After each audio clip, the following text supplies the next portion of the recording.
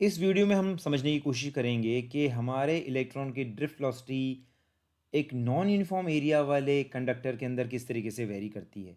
इसको समझने के लिए हम लोग एक कंडक्टर ले लेते हैं जिसके दोनों एंड्स को बैटरी के साथ जोड़ा हुआ है और इलेक्ट्रॉन एक पॉइंट से दूसरे पॉइंट तक ड्रिफ्ट करते हुए मूव करते हैं।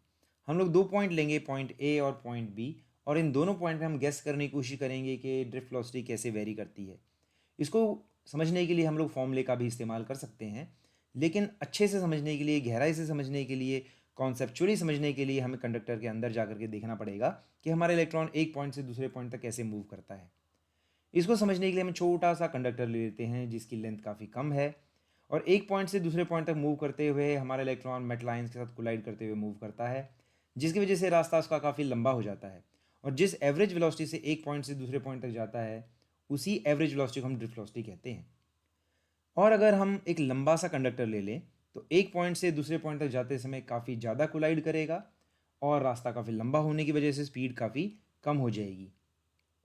इसी थ्योरी को आगे बढ़ाते हुए अगर हम क्रॉस सेक्शन एरिया को बढ़ा दें तो एक पॉइंट से दूसरे पॉइंट तक इलेक्ट्रॉन अगर मूव करेगा तो काफ़ी बार कोलाइड करेगा, उसका रास्ता काफ़ी लंबा हो जाएगा और स्पीड काफ़ी कम हो जाएगी।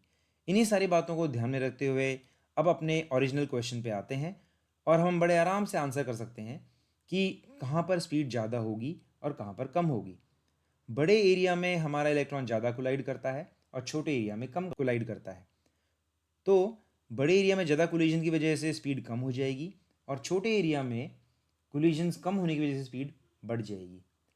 तो इस तरीके से हम समझ सकते हैं कि किस तरीके से ड्रिफ्ट वेलोसिटी एक कंडक्टर के अंदर वेरी करती है अगर उसका एरिया यूनिफॉर्म नहीं है।